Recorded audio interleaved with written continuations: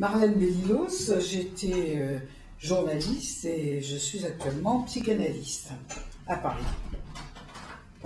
Jean Lobe, je suis avocat depuis de très nombreuses années, je dirais presque de trop nombreuses années, et je me suis spécialisé dans le droit pénal et dans la défense de prévenus.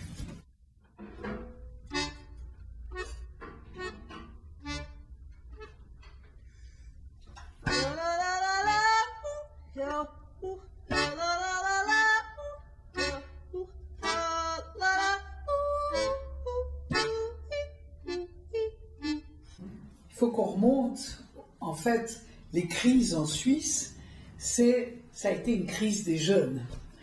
Alors la crise des jeunes, elle est venue, pas tout à fait de la Suisse, je dirais qu'elle est venue d'abord de l'Allemagne, où il y avait un mouvement alternatif qui était mené là-bas par Daniel Cohn-Bendit. Ça nous a donné peut-être, d'une certaine manière, des possibilités d'alternatives de ce qui se passait ici en Suisse. Alors, pour les jeunes, moi j'avais été longtemps assistante sociale au service de protection de la jeunesse, et les jeunes, je connaissais leur misère sociale d'une certaine manière. Quand tout d'un coup est né ce mouvement des jeunes, en Suisse allemande d'abord, il fallait voir s'il y avait une possibilité qu'à Lausanne ça puisse se cristalliser. Et voilà, contrairement à tout ce qu'on pouvait penser, ça s'est cristallisé. Alors, dans la crise, on dit qu'il y a un avant et un après. Moi, j'étais plus à ce moment-là influencée par Lénine que par Lacan. Et je pensais qu'il y avait un moment, quand ceux d'en bas n'en peuvent plus et que ceux d'en haut n'en veulent plus, on peut changer les choses. Et c'est un peu ce qui s'est passé, c'est-à-dire que les jeunes ont voulu monter un mouvement qu'ils ont intitulé joliment Lausanne bouge, et que moi j'étais encore rouge, j'avais compris rouge, et ils ont dit bouge. Il fallait effectivement que les choses changent. Alors qu'est-ce qui devait changer à Lausanne? On va dire que ce qui devait changer, c'était peut-être cette pesanteur. D'ailleurs, un de leurs mots d'ordre, ça a été « Nous ne payerons pas la garantie de ne pas mourir de faim par celle de mourir d'ennui ». Ils ont repris là un propos de Vanneguem. Donc, on est parti de cette idée-là qu'il y avait, en Suisse, on en avait marre des centres de loisirs, disaient les jeunes. Les choses avaient changé et le pouvoir ne s'en apercevait pas. Ce qui avait changé, ce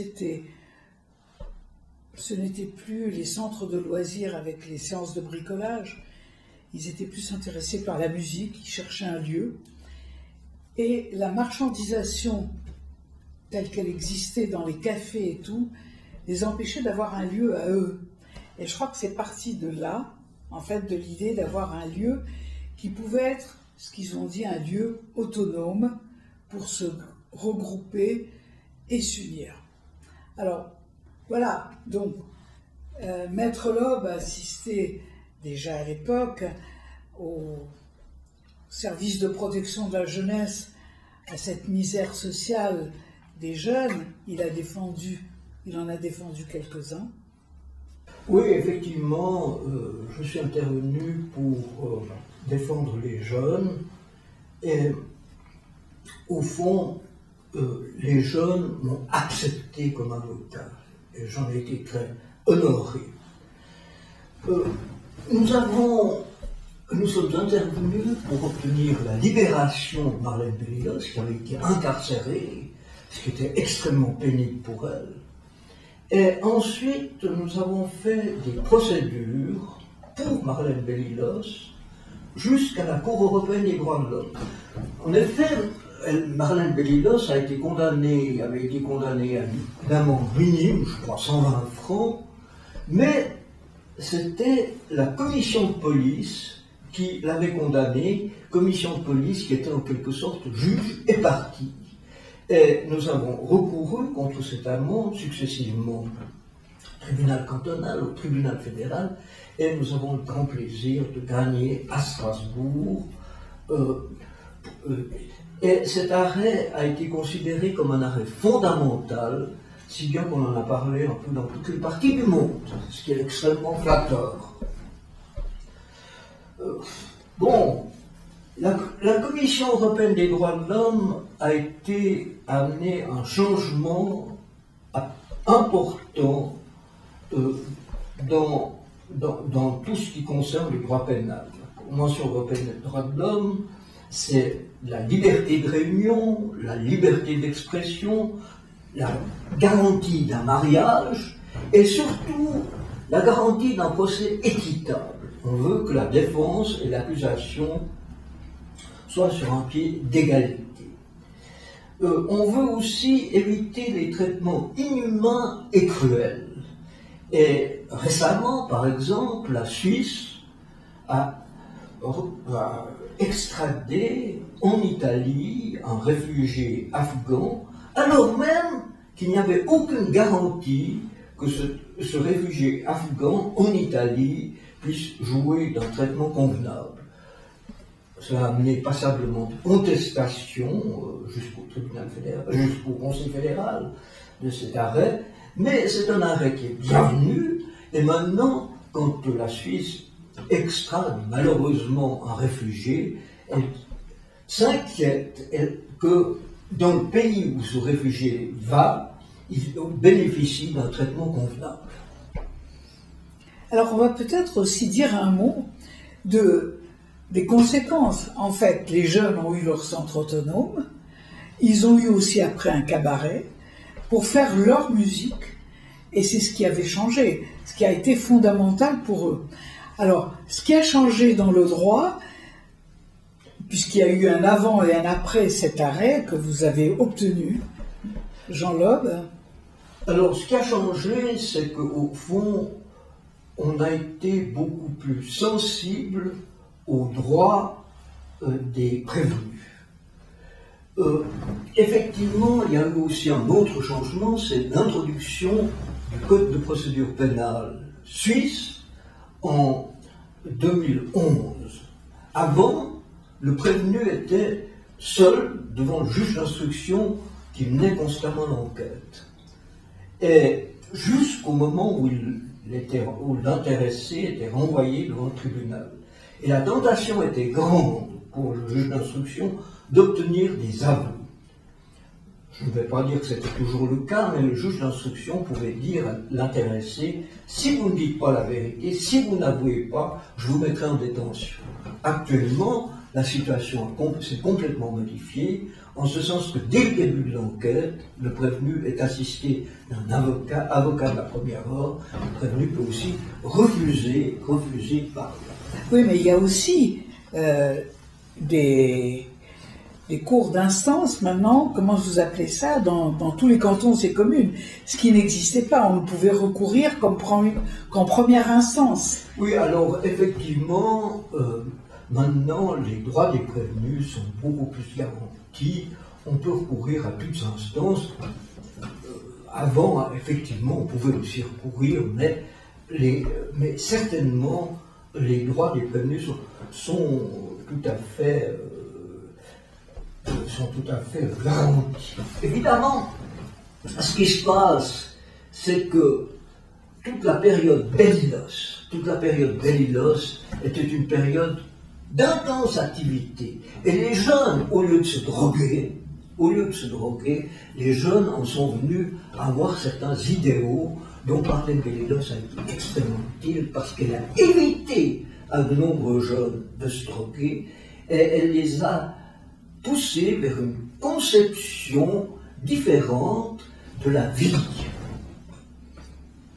Écoutez, oui, mais en même temps, ce qu'il y a, c'est que le mouvement ne peut pas être perpétuel. Alors ça a été ça un peu le problème, c'est-à-dire qu'après, quand le mouvement est retombé, malheureusement on a assisté pour certains jeunes qui sont retombés dans leur travers, ça il faut bien le dire. Bon, il y a eu le cabaret Orwell, après il y a eu la Dolce Vita qui leur a permis quand même une activité intense sur le plan musical, mais c'est vrai que on peut difficilement éviter. En même temps, ce que je constate, c'est que leurs revendications, qui étaient notamment la légalisation du cannabis, sont reprises maintenant par certains cantons où on se rend compte que dans ce qu'ils demandaient, c'était notamment effectivement des lieux à eux qu'ils n'avaient pas, mais aussi de pouvoir effectivement éventuellement fumer de la marijuana.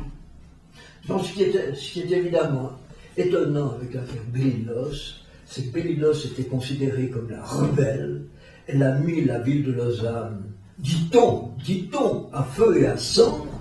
Et ensuite, par le recours pénal, on a pu aller à la plus haute instance, et la plus haute instance, la Cour européenne des droits de l'homme, a donné raison à Marlène Bellilos. C'est évidemment quelque chose de paradoxal, mais qui est particulièrement bienvenu.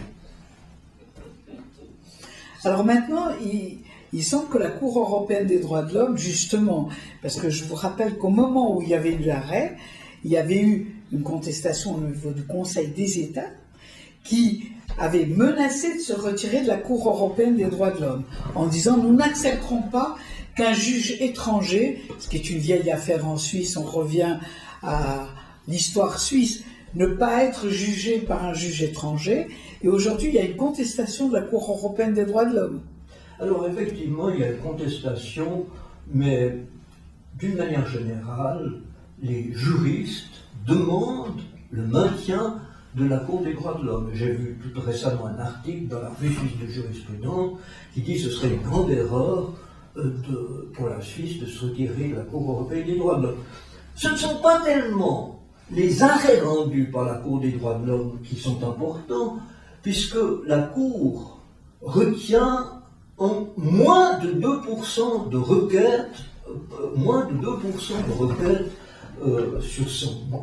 Moins de 2% de requêtes. C'est plutôt l'application que font les tribunaux nationaux et la Suisse de la Convention européenne des droits de l'homme. Cela est très important parce que, évidemment, on garantit les droits des prévenus et on évite certains excès et on permet, évidemment, la liberté d'expression, justement, et le procès équitable. Bon, alors c'est vrai que ce mouvement a été formidable, moi j'y ai pris énormément de plaisir, mais c'est vrai qu'en même temps, l'incarcération a été un moment difficile, et que, bon, ce que dit la psychanalyse, moi ça m'a permis de rencontrer la psychanalyse. On dit que la crise est amie de la psychanalyse. Pour moi, elle a été effectivement un recours important, puisque j'ai pu, grâce à ça, peut-être éviter, parce que bon, l'incarcération, comme vous le dites, ça a été quand même une dizaine de jours de prison, où j'ai retrouvé mes anciens assistés sociaux en prison, ça a été un peu difficile. Donc, c'est vrai que la psychanalyse m'a permis à moi de sortir d'une situation où j'étais dans l'affrontement. Alors, même si ça a été bénéfique pour la société, pour les jeunes, ça a été pour moi un moment assez difficile. Et aujourd'hui, la psychanalyse me permet quelque chose d'autre, disons une nouvelle aventure.